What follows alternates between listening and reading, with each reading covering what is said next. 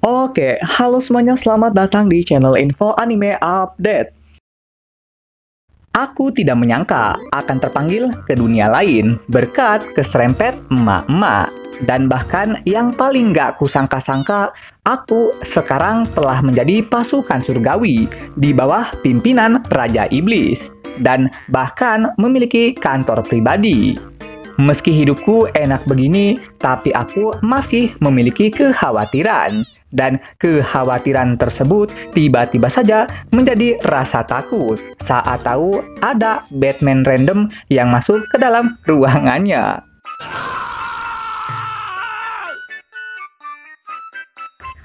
Karena sekarang telah menjadi pasukan Raja Iblis, maka perlu bagi Denosuke untuk menyapa prajurit surgawi lainnya.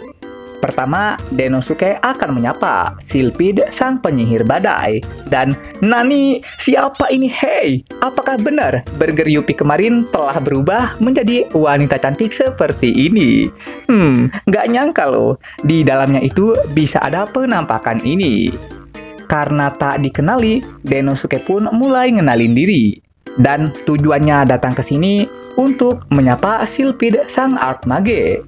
Mohon maaf, Silphid sama telah absen. Dan saya, Belinda, sebagai asistennya akan memberitahukan beliau tentang kunjungan Anda. Jadi, saya meminta Anda untuk segera undur diri.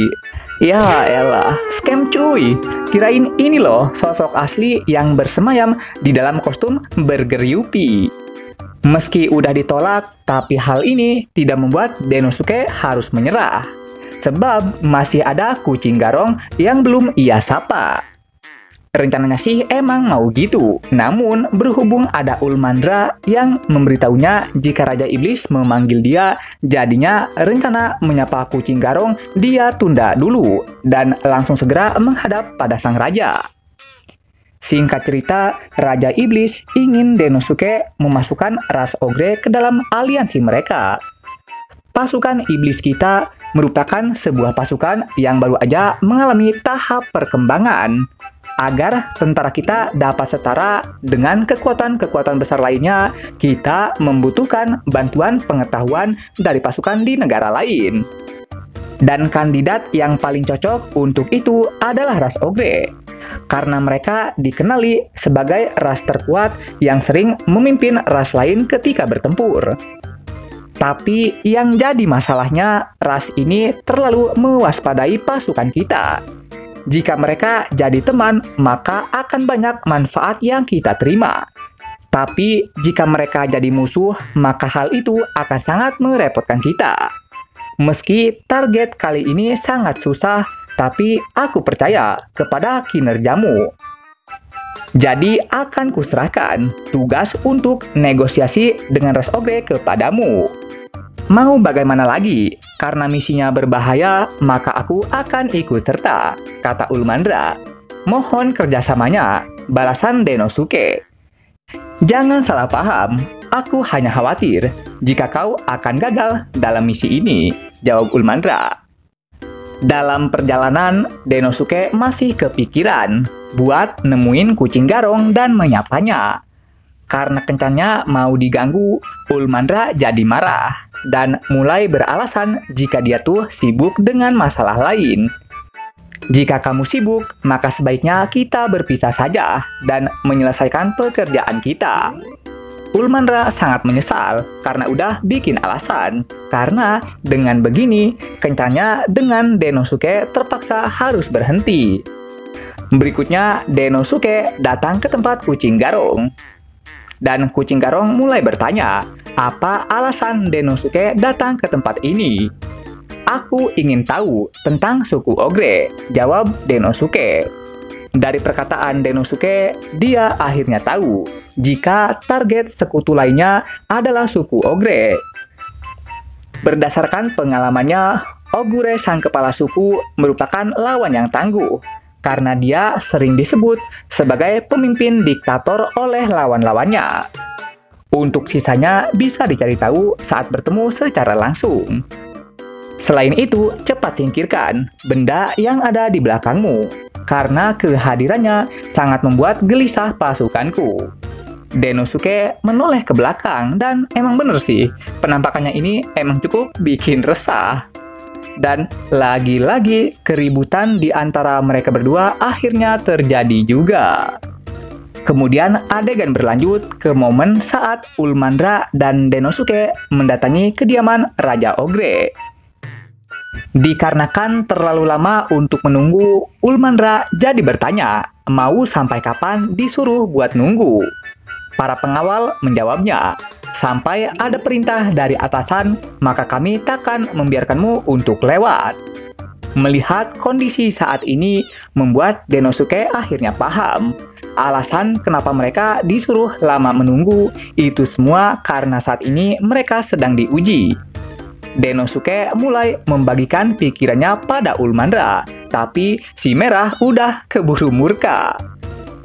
Untung saja sebelum terjadi keributan besar, bawahan Raja Ogre memberikan kabar baik, sehingga pertempuran pun tidak jadi dilakukan. Mereka mulai masuk ke dalam sini, dan tanpa diduga masih ada lagi gerbang di depan mereka. Denosuke harus menguatkan diri, karena dia sekarang akan bertemu sosok yang tangguh dan bernegosiasi dengan dirinya.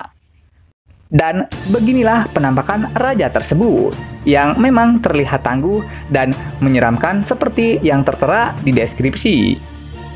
Ulmandra mulai ngejelasin alasan kedatangan mereka berdua, tapi Raja Ogure tidak ingin mendengarnya. Karena dia tidak suka saat mendengar seseorang yang mengoceh tanpa seizinnya. Melihat Ulmandra menerima masukan Raja Ogure dalam diam, menandakan bahwa nih raja emang beneran tangguhnya bukan main. Aku tahu tujuan kalian datang kemari. Kalian ingin menyerah pada pasukan kami, kan? Semuanya kaget. Baiklah, aku akan menerimanya. Dengan syarat, bawakan aku kepala pemimpinmu, kepala Raja Iblis. Melihat Raja Iblis dihina, membuat Ulmandra jadi tak bisa menahan diri. Denosuke memegangnya, supaya dia tidak lepas kendali. Jika demikian, maka izinkan kami untuk memikirkannya kembali. Terima kasih karena telah meluangkan waktu. Dan mereka pun akhirnya pergi. Di luar ruangan, Ulmandra mulai ngeluarin amarahnya yang berkobar-kobar. Denosuke coba menenangkannya dengan berkata alasan dia membuat kita marah tujuannya supaya kita gagal dalam negosiasi. Dari awal kita bertemu, sebenarnya tidak ada ruang untuk negosiasi. Makanya dia sengaja membuat kita jadi marah, supaya kita cepat keluar dari sini. Saat kita memakan umpan yang dia berikan, maka yang disalahkan atas semua ini adalah negosiator. Dengan semua penghinaan tadi, apakah engkau tidak marah pada dia? Tentu saja, aku sangat marah.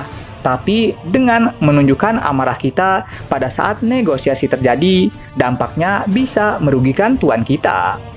Skenario terburuknya, dia akan menggunakan kita sebagai alasan untuk bersekutu dengan negara lain dan menyerang negara kita. Jika tak bisa berbicara pada lawan bicara, usahakan untuk mundur. Karena jika terus dilanjutkan, akan merusak hubungan yang terjalin. Maafkan aku karena bertindak impulsif. Tidak ada yang perlu disesali. Jika kamu tidak marah saat itu, mungkin aku yang akan murka. Terus, setelah ini, apa yang harus kita lakukan? Tanya Ulmandra. Lalu, seketika itu, di belakang mereka, sosok yang awalnya dikira bawahan, sepertinya identitas asli dia adalah anak dari Raja Ogre. Ulmandra bertanya, apa alasannya datang kemari? Dia menjawab, aku datang ke sini dengan maksud meminta bantuan kalian, supaya ayahku lengser dari tahta penguasanya. Nani, putrinya sendiri yang meminta supaya ayahnya buat turun dari kursi penguasa. Membingungkan. Berikutnya, Olulu membawa Denosuke dan Ulmandra ke sebuah gudang untuk menunjukkan jika suku Ogre saat ini dalam kondisi yang sangat darurat. Bahan makanan tidak tersedia, keuangan semakin menipis, Bahkan kepala suku mereka saat ini sedang menderita suatu penyakit. Seperti yang sudah kuduga, saat aku melihat-lihat sekitar, aku menemukan jika para pengawal memiliki armor tempur yang sudah rusak. Apalagi bangunan di sini entah kenapa terlihat sangat suram tak bernyawa. Jika diibaratkan, maka ini tuh akan terlihat seperti perusahaan yang sedang mengalami kebangkrutan. Biasanya situasi ini akan terjadi berkat atasan mereka yang kurang cakap. Ngarahin orang macam Ayano Koji, tapi pas ribut di lapangan malah mirip Takemichi. Dan begitulah kira-kira alasan kenapa perusahaan tersebut akhirnya bangkrut. Tepat seperti katamu, satu-satunya cara untuk memecahkan masalah ini adalah dengan meminta bantuan Raja Iblis. Tapi sayangnya ayahku tidak mendengarkan. Meski ayahku nampak sangar di luar, tapi sebenarnya dia menahan rasa sakit. Jika kondisinya terus seperti ini, aku takutnya dia akan tumbang. Jika sampai itu terjadi, maka klan Ogre akan mengalami perpecahan. Saya mengerti kekhawatiran Anda, tapi usahakan jika bernegosiasi, Anda jangan menyebutkan kelemahan Anda, karena itu bisa berakibat fatal. Jika Anda putri kepala suku, harusnya tindakan Anda lebih berhati-hati lagi ke depannya, seperti apa yang ayah Anda biasa lakukan. Olulu tersenyum melihat betapa baiknya Denosuke kepadanya. Melihat akan ada ancaman, Ulmandra langsung menatap tajam ke arah Denosuke. Sementara wajah Olulu semakin bersinar tiap kali mengatakan hal baik tentang Denosuke. Berkat itu, Denosuke jadi terpana. Maka dari itu, Uchimura-san tolong nikahi aku. Tuh, dan jadilah kepala suku yang berikutnya. Waduh, ini mah udah bukan melihat ancaman, tapi emang beneran udah jadi ancaman. Melihat Denosuke mau diambil, Ulmandra langsung kebakaran. Udah bukan panas lagi, tapi beneran kebakaran. Butuh seseorang sepertimu untuk memecahkan masalah kami. Denosuke menyuruh Olulu buat tenang dulu. Tapi Olulu nggak bisa tenang jika itu menyangkut hidup dan mati dari klan Ogre. Tidak ada jalan keluar selain pernikahan. Kalau begitu, ayo sekarang kita menikah. Tentu saja, Ulmandra tidak bisa membiarkannya jika pujaan hatinya malah bersama wanita lain. Tumben banget nih, nggak ada aura api dan hanya nampilin wajah keselnya doang terhadap Olulu. Di malam hari dengan bulan yang terang, Denosuke kebingungan memikirkan cara untuk negosiasi dengan ras Ogre. Untuk menghilangkan stresnya, dia kembali mendatangi kedai makan. Lalu di kedai makan ini, dia mendapati ada Ulmandra yang tengah berdebat dengan pemilik kedai. Pemilik kedai mengatakan jika gorila sangat kuat ketimbang singa. Sementara Ulmandra mengatakan jika singa lebih kuat dari gorila karena dia memiliki pride yang tinggi, sehingga membuatnya terlihat keren. Denosuke kepikiran dengan apa yang Ulmandra katakan, dan entah mengapa dia merasa bahwa itulah jawabannya. BTW, sejak kapan ya Ulmandra punya pakaian dinasnya sendiri? Karena solusi udah ditemukan, maka sekarang tinggal diterapkan. 1 minggu setelah Denosuke menerapkan rencananya, Presiden Ogre mulai manggil dia untuk marah-marah perihal ras yang lainnya yang entah bagaimana caranya, udah Denosuke bawa aja ke pihak Raja Iblis. Denosuke tersenyum melihat reaksi Presiden Ogre seperti apa yang dia harapkan. Rencana bikinan Denosuke ini dinamai Operasi Cengkraman Kuat. Rencana ini pernah Denosuke buat ketika dia ingin mendapatkan kontrak dari perusahaan besar.